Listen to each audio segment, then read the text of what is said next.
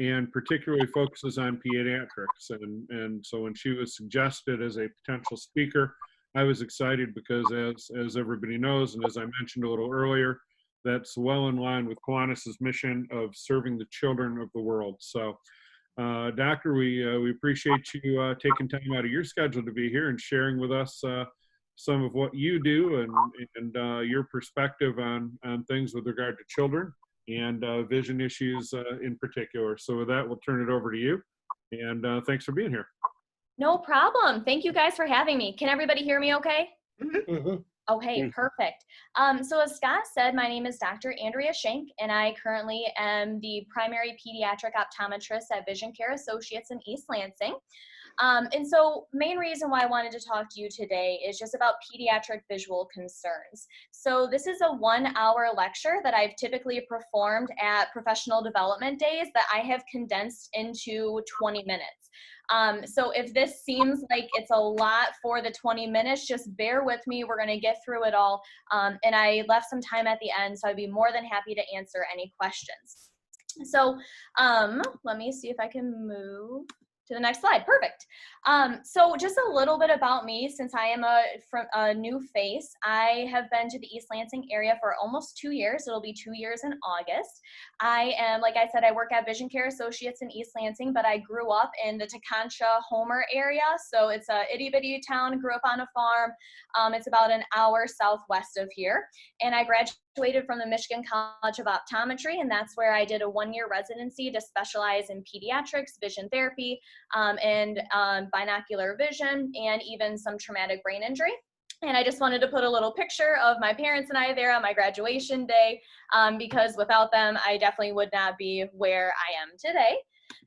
One of the things I always like to include in all of my lectures is the difference between an optometrist and an ophthalmologist, because I do think that that's a little, a lot of people ask me, am I an optometrist or am I an ophthalmologist? So I am an optometrist. The difference between both of them, so do they both require an undergraduate degree? Yes. Do they both go to medical school? Yes. An optometrist, like what I did 4 years of optometry school up at Ferris State at the Michigan College of Optometry, whereas an ophthalmologist will do about 4 years at a medical school. Well, they will come out to be a doctor as well, but they will have the DO or the MD degree, whereas I have the OD degree. After you complete your medical school, an optometrist does 1-year residency, and that is an optional extra year, and that's what I received. Whereas an ophthalmologist has to do 4 to 5 years, and that typically is to specialize in glaucoma surgery, retina, cataracts, all that kind of stuff.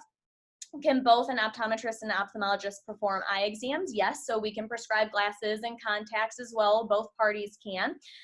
Can both parties treat and diagnose medical conditions? So diabetes, hypertension, glaucoma? Yes, but this is where the bottom 2 points are kind of where we see the differences. So an optometrist, we can kind of perform surgery, but not major surgery. So if you guys came to me and you had a piece of metal in your eye, or sometimes people can have what we call ingrown eyelashes, I can pull those out, I can remove a foreign body. But if you needed cataract surgery, glaucoma surgery, if you had to have an injection for macular degeneration or diabetes, I cannot perform that. That's who you have to go to an ophthalmologist for. And then the last point, which we will talk more about vision therapy later in my presentation, but an optometrist performs vision therapy, whereas an ophthalmologist doesn't. And like I said, if you're new to the concept of vision therapy, I've got a couple of slides on that later on. So I just wanted to kind of do that little intro portion, and now let's get into what I'm passionate about, is just common pediatric eye conditions. So I am a big fan of statistics, and so I think that the numbers kind of talk. So number one is 1 in 4 children have a vision problem. So if you take a step back and you think that 25% of the kids who are out there have some form of vision problem that we're going to get into later, whether that's they have an issue with how their eyes work together, they need glasses, 25% have a problem. Now, my second bullet point here, a lot of the Lions Club, even health departments, and I'm not quite sure if the Kiwanis Club does as well, but a lot of different organizations will do school screenings. They'll go in, they'll check their vision, they do a couple different things for kids to kind of assess, okay, did you pass or did you fail this vision screener? And even vision screenings at a pediatrician's office as well. But 80% of the children who fail those school screenings do not get followed up at an optometry or at an ophthalmology office. And that is a huge, huge public health concern. And then my last bullet point, which we'll delve into a little bit later, is 60 to 80% of children who are diagnosed with ADD or ADHD actually have an underlying binocular vision disorder. And that is a huge, huge stat. Main reason why, like I said, we'll talk about it later, but from an optometric perspective, ADD and ADHD should be a diagnosis of exclusion. So there are a lot of different underlying visual disorders that can mimic these symptoms. And like I said, we will talk about that a little bit later. So visually, what does a child need to see? Well, they need to see something clearly. So they need to have proper visual acuity, and this is where we talk about their 20/20 vision. Then we talk about the eye focusing system. So when they're looking at a target, is it coming into focus clearly? Then we talk about the tracking system. So can a child follow a ball as it's going into the mitt? Can they track the words along the page as they're reading? And then the eye teaming. So can they cross their eye to look at something up close? Can they uncross their eyes to look at the board at distance at school? A lot of different things. And then I kind of like to think of vision almost like a pyramid. So the bottom part of the pyramid is, can a child see correctly? The middle part of the pyramid is the focusing, tracking, teaming. And then the very pinnacle of that pyramid is visual processing. So can the brain interpret everything that the child is taking in and make sense of it? So this is where reading comprehension comes from, and all of those different visual processing skills. And we will talk about those a little bit more later. So let me move to the next slide. Oh, hang on. Sorry, technical difficulties. There we go. Okay. So number one, visual acuity. So I do see some of you guys wearing glasses in here, and so we'll talk about this a little bit. But what we have right here, so this is the cornea, which is the front surface of the eye, and then this is the lens. So basically these two anatomical structures help focus the light onto the back of the eye. So if we have the correct curve of the cornea, if we have the correct power of the lens, it focuses the light into a perfect little dot on the back of our eye, and we can see things clearly, and you don't need glasses. Then there's something called myopia, which is also known as nearsightedness. That's what I am. I just have my contacts in today. But basically, the curve of the front surface of the eye could be too strong, or maybe the lens power is too strong as well, and it causes the light to bend in front of the eye, and that's what makes things far away blurry. And if it gets really bad enough, you have to wear glasses full time instead of just distance. Then you have something called hyperopia, which is also known as farsightedness. So that's where this cornea lens combination is too weak, and it basically cannot bend the light enough, and that's why people have trouble reading up close. And then lastly, there's astigmatism, and that's where instead of the front surface of the eye being shaped round like a basketball, it's a little bit oval like a football. And because of that, it basically scatters the light points into the back of the eye. So if a child has either myopia, hyperopia, astigmatism, or a combination, they're not going to be able to see the board clearly. They're not going to be able to see reading clearly. And then obviously, if a child can't see anything clearly, they're not going to be able to perform well on tests, in school, in sports, even something as simple as watching TV, different things like that. They won't be able to perform in those activities of daily life properly. So after we fix a child's visual acuity, after we give them a correct glasses prescription, then we look into something that's called their binocular vision system, and those have three parts to it. The first part is what we call the accommodation system, and also known as the focusing system. So again, we always kind of talk about the cornea and the lens. And so basically with the accommodative system, it is a combination of the lens and then the ciliary muscle, and it's a muscle that lies on both sides of the lens. And basically it flexes in order for the eye to focus objects up close. So to put this into perspective for a child in a classroom setting, when a child is looking at a board or something farther away, teacher's up at the front of the room talking, that system, the focusing muscle and the lens in the eye are completely relaxed. And then when the child looks at something up close, that's kind of depicted by the bottom picture right here, that focusing muscle in the eye flexes, and that's how somebody is able to see things up close.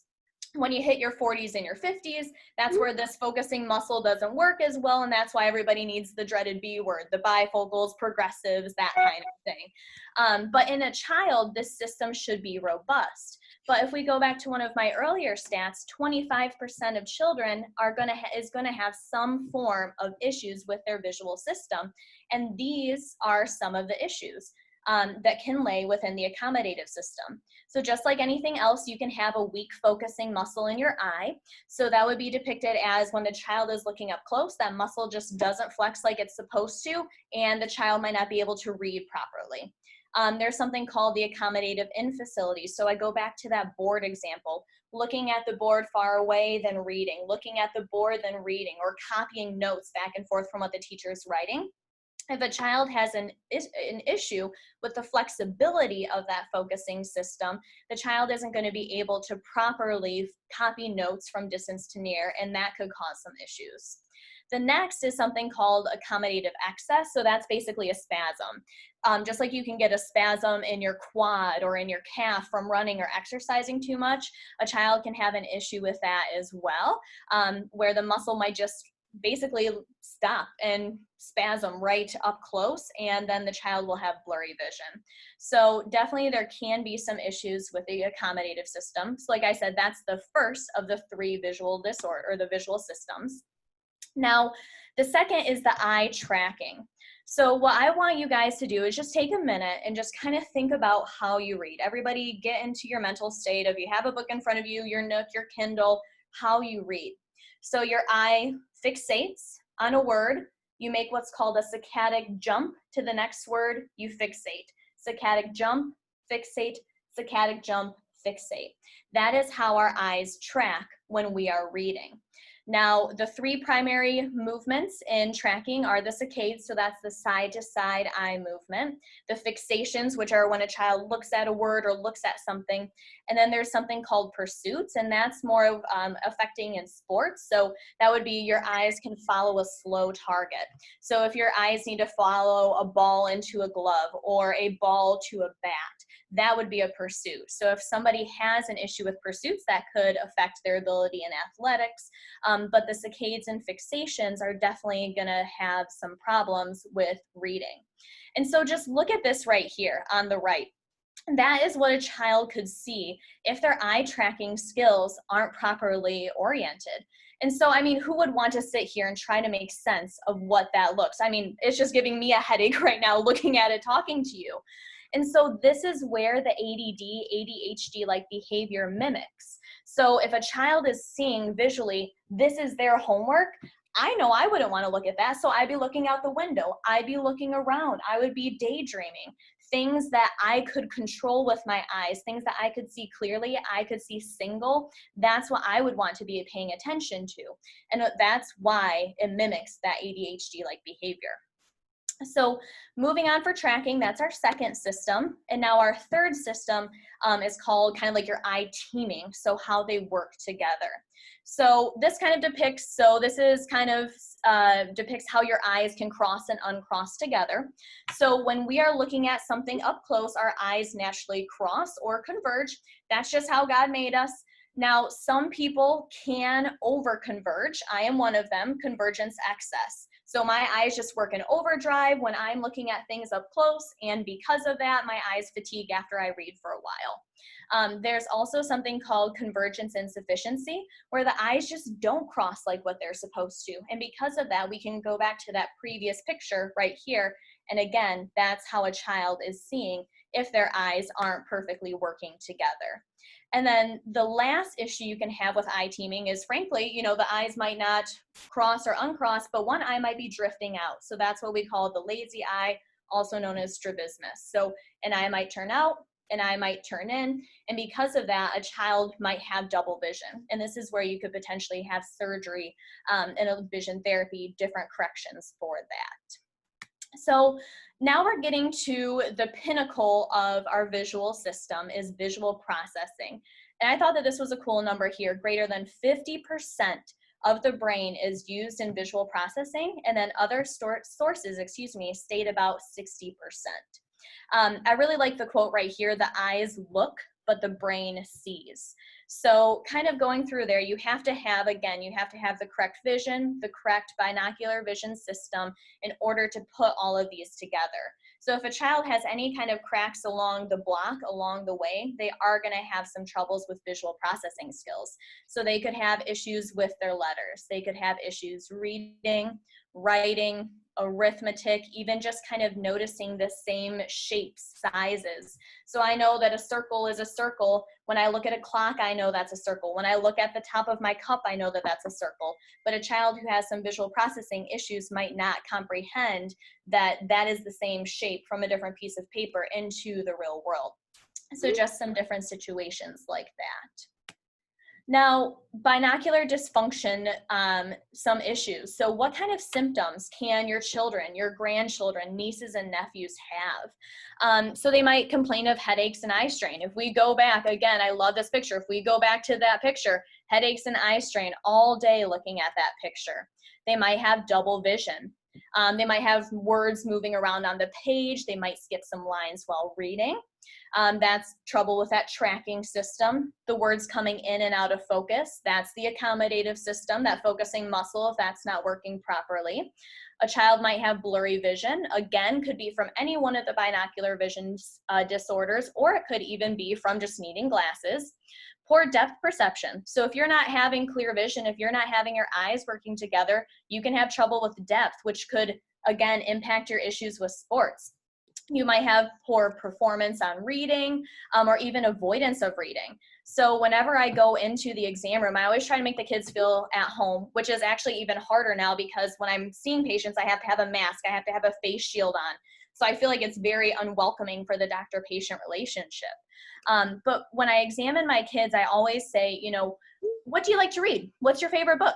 And if kids are like, oh yeah, I love The Magic Treehouse or Junie B. Jones, I love reading those, then I know that, hey, more than likely there's not a huge binocular vision dysfunction. Or if I have a kid that says, oh, I hate reading, I hate school, then I know to kind of dig a little bit deeper into some of that testing, because chances are kids are resilient. They will avoid what does not benefit them. And this is one of those instances. And I put this little picture of this little guy in here because sometimes kids will fall asleep. One of the questions for one of the previous symptoms when we ask questionnaires for certain patients is, does reading make you sleepy? And if a child has to work super hard in order to focus up close, a child might fall asleep after 10 or 15 minutes of reading. Also, something that's kind of interesting is some kids will read in super weird postures. So they might cover up one eye and read like this. That's actually a sign that a child's having double vision, but they're just, like I said, kids are resilient and they're actually going to try to block one eye to read clearly. And that's a posture that some parents will say, yeah, my kid always covers one eye when they're reading, or they'll slouch like this when they read. And so you know that they're trying to basically correct their visual disorder. And then kind of going down to this bottom point, like what I talked about earlier, decreased attention or, a short attention span. So again, if a child isn't having clear vision, if they're seeing the words smearing or doubling on a page, they're not going to want to pay attention to their schoolwork, to what's in front of them. They're going to look outside. They're going to want to play outside, somewhere where they see things clearly. So if there's anything that you take home from my presentation today, I want it to be this slide. So the top photo depicted here, if the eyes they have the correct pair of glasses, they're focusing properly with the accommodative system, they can track properly, and they can have the eye teaming system properly, the words are going to look like this: the dog chased the cat. It's going to be perfect. It's going to be clear, single, and easy to read. But if any one of those issues on the pyramid is broken, the words are going to look like this. And the one take-home point I want you guys to take away from today is a child might not know that this should actually look like this. They might not know what blurry vision is. They might not know what double vision is, because if this is what they've seen their whole entire life, that's what they think is normal. And that's why it's so, so important to have children come in for their eye exams. I'm a big proponent, and we'll talk about it a little bit later, on the infancy program. I don't want to divulge too much yet, but I'll talk about that in a couple of slides. So if a child comes in and I diagnose them with one of these binocular vision disorders, what can we do for them? So number one is you can actually prescribe either a bifocal or a progressive lens for some of these conditions for kids. And that's why I think you might have seen pictures floating around on Facebook or social media of kids in little bifocals that are so adorable, and like the little glasses. So those can definitely help. There's something called Prism, which you can either grind into glasses or kind of stick on a pair of glasses. And that helps the eyes kind of align together. So this is really useful in strabismus and that eye turn. And then the last one is called vision therapy, and that's what we'll get into right now. So I want you to kind of think of vision therapy as physical therapy for the eyes. That's how I always present it to my parents when we're talking about it. So basically, vision therapy is a set of individualized eye exercises that focus on the patient's weak areas. So all of the conditions I had mentioned earlier, a patient can have multiple of those. So you can have an insufficiency of the focusing muscle of the eye, the eye tracking muscle, and you can have an eye teaming disorder, all of them, all three of them. So what vision therapy does is it can help to retrain the brain to coordinate your eye movements together. How long does vision therapy take? Can take months to years. A lot of it depends on the compliance of patients and how frequent. It could be about 1 to 3 times per week, depending. In my clinic, we typically do it 1 time per week because of schedule, but when I was in a vision therapy only rotation, when I was in optometry school, we actually did it either 2 to 3 times a week, but that was all we did there, was just vision therapy.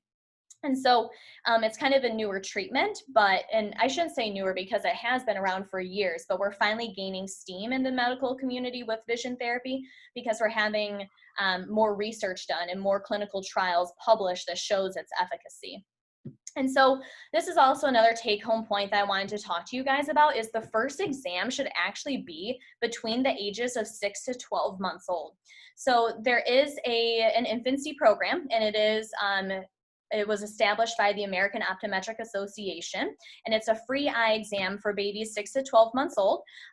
We have been educating some of the Lansing pediatricians about that program, and we have had quite a few referrals from different offices where they're like, hey, make sure your baby gets in.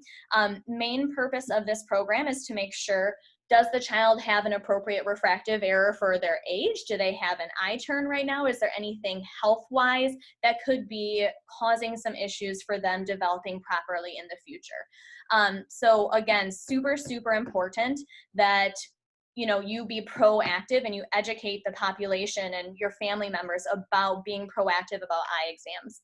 I first got glasses when I was 11 because I couldn't see the board at school, and I failed a math test because I had to sit in back, and my parents were like, Andrea, you're an A student, why'd you get a D on your math test? And I was like, couldn't see the board, didn't know I was copying down. And so this program was basically established in order to start catching some of those symptoms earlier. So then that way we can have intervention earlier and prevent, people getting D's on tests and poor school performance. So like I said, that was kind of a whirlwind of a presentation. Like I said, I normally make that into an hour, but I thought it was super important that I share this with you guys and condensed it to about 20 minutes. So if you guys have questions, feel free. I don't know if there's time for questions. I don't want to step on anybody's toes or run over anything, but I would be more than happy to take questions now, or I put my information up there, and I will make sure I email this PowerPoint to Scott, so then that way you guys can have my contact info as well. For sure, we got time for a few questions, so don't be shy. Can I ask a couple of questions? Yeah, go ahead, Norb. Okay. First question is, can we bring a sign out to thank your essential workers at VisionCare and put it out in front? Talk to your people, because we have a sign and we'd love to thank your guys as well. And thank you. My other question is, these days, at least my grandchildren spend a lot of time in front of screens, either computer screens or video screens. And now that they're doing schooling, they're spending even more time in front of the screens. I wonder if there are any special problems for vision that arise when kids are spending hours and hours staring at computer or monitor screens. Great question. And honestly, that's like a whole nother presentation that I have as well. So I will, but you are exactly right. So screens are a huge issue. One of the things is that if you have one of those visual disorders that I talked about, a screen can exacerbate it because you're up close. A lot of times also there's dry eye concerns. So a lot of times patients who typically are of pediatric age do not have dryness, but when we are looking at a phone, at a computer, at a tablet, our eyes don't blink as much as what they normally do, and that can cause dry eye. It actually, and I just finished like this whole course on something called myopia control, but basically all of the research is leading to the fact that screens are actually going to cause more people to become nearsighted, and those patients who are going to become nearsighted are going to become more highly nearsighted. I think it said there's a stat, and I can't remember, but it's like a certain, basically like the amount of people who are going to become nearsighted is almost going to like double by the year 2050 because, and mainly they're attributing some of that to digital devices. So best thing that you can do for your grandkids is, and it's hard because my dad's a teacher as well, and everything they're doing is up close on tablets. So what you can do is something called the 20-20-20 rule. So every 20 minutes, take a 20-second break and look at something 20 feet away. There's also studies that show that outdoor play is also super important. So about 2 hours a day of outdoor play is supposed to be really important as well. And even where you're holding your digital device is super important as well. So kids love to hold it like this close to their face, and that's not good. That's straining their eyes. So all technology should be about, you can't see it, but like about an arm's length away from you in order to help. But yes, so digital devices are a definite concern. And you are only supposed to spend 2 hours a day max on digital devices. And that's including computers, TVs, cell phones, tablets, everything. Oh. Other questions? Boy, that 2 hours a day thing is scary even for me. I'm not a kid. Well, no, I know it definitely is. And especially with Zoom meetings and everything now. Yeah. So that's a question I have, you know, as a person who spends hours a day, I'd love to be able to limit it to 2 hours a day. Yeah. I'm guessing the same type of things that you've talked about with kids would be the same types of things that we as adults could use. Absolutely. Absolutely. All of those recommendations that I gave earlier, maybe not so much the outdoor play, but honestly doing something that's not visually related. So if you just sit outside on your porch or on your deck and just look at the wonderful, beautiful day that we're having today, different things like that, exercising the 20-20-20 rule, making sure the computer, you know, computer ergonomics, so you're supposed to have it an arm's length away. You're always supposed to be looking down on your computer. You're never supposed to be looking up. All of those things take into account for adults as well.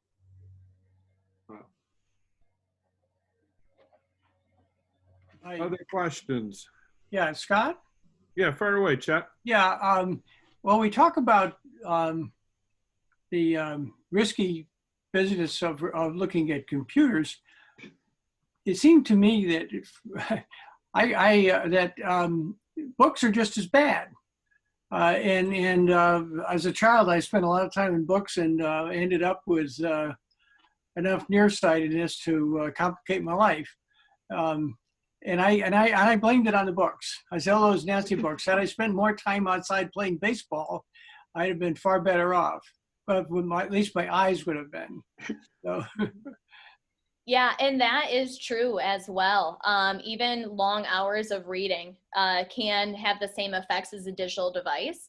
But it seems now more people are spending time up close because of digital devices than they were just naturally reading. But definitely the same effect can be said for books. And so if your child is reading as well, or grandkids, nieces, nephews, anybody, the same visual, like the 20-20-20 rule, holding them farther away, making sure they go outside. That is all super important for everything, all near work. Yeah. Mm-hmm. Boy, I'm trying. There I am. Yeah, I personally, I feel that the thing that really would help is to engage in play that involves following things at a distance. So that, for example, ball sports, I think are very good for that kind of thing. So at any rate, I would, if I were in a situation to talk to grandchildren at this point, I would be saying, try to get time outside throwing the ball around. It's good for you. It's not just fun. Right, exactly. It definitely is. You know, things like tennis, just even something as simple as playing catch. I mean, there's so many, you know, there's depth perception, there's the pursuits, there's the tracking, you get the convergence as the ball comes closer to you, that focusing muscle engages as it comes closer to you. So every single one of your visual systems is working when you play a simple game of catch, whether that's with a baseball, softball, football, anything. So yeah, definitely super important to get outside and play.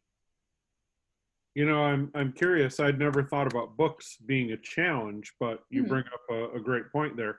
Is there are books better for the eyes, the like traditional books versus a tablet? Oh, good question. That is a great question, and that is one of the areas of research in optometry right now. As far as the one thing that makes tablets a little bit worse is, number one, the dryness factor. So we're finding more people are getting dryness earlier, because normally when we're looking at something normally, we blink about every 4 seconds. So that's roughly about 22 times per minute-ish.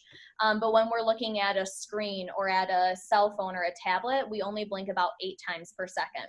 And so if we're not spreading the tear film evenly over the front surface of our eye, that can cause dryness. So in that aspect, tablets are probably a little bit worse.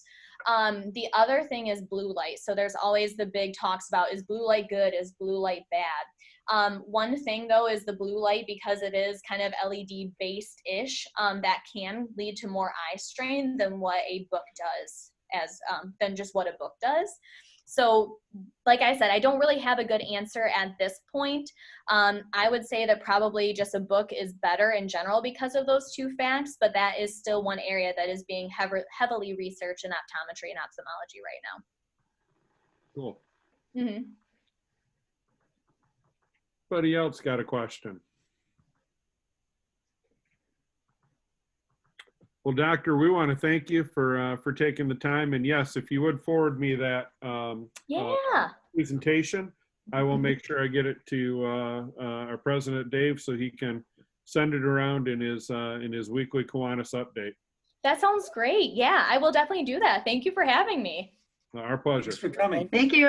No problem. And I'll stop. Let's see. I think that stopped sharing, correct? Yeah. Okay, cool.